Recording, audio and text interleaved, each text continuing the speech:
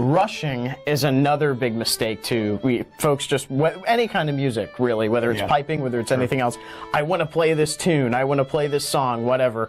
And they get so excited and they just start rushing through everything. You have to take your time. You have to make sure that you're set up, that you're approaching a tune, approaching a piece of music rhythmically, or not rhythmically, but speed-wise, that you're comfortable with it. You know, you want to control the instrument. You do not want the instrument to control you. I could almost see that being more of a problem with bagpipes than with other instruments, because there's so many songs that we are so used to hearing in a bagpipe band repertoire that, you know, you think, and some bands, I guess, will only have like a few songs that they play on a regular basis. So you'll hear Amazing Grace a million times and you think, well, I could do that. You start trying to teach yourself Amazing Grace. That's a good point. I mean, it depends on the band, because you have some bands that are street bands and they go out and they play parades.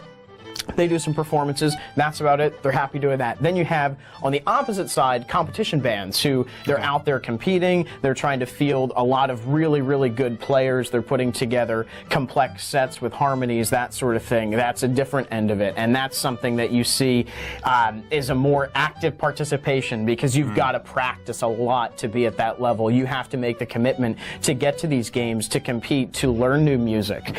So that's another way. And my band's kind of in the middle, because we definitely compete, but we do parades, we do performances, those sorts of things. So it's a nice mix, and there's bands like that out there as well. That was going to be my next question. Was is it good to try and find a band that kind of splits the difference? Or, I mean, I don't want to say that one type of band is better than the other, because they're just specialists in different ways. Yeah, they're different. But you're going to learn.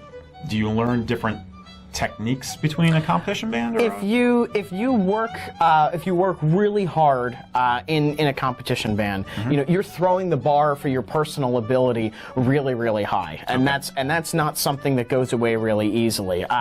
If you start out in a band that's playing, you know, the same repertoire over and over and over, you may be happy doing that, but should you want to go to a different band or just advance your personal skill in the future, it's probably going to be a little bit harder, just because you're not used to doing that. Okay. Yeah.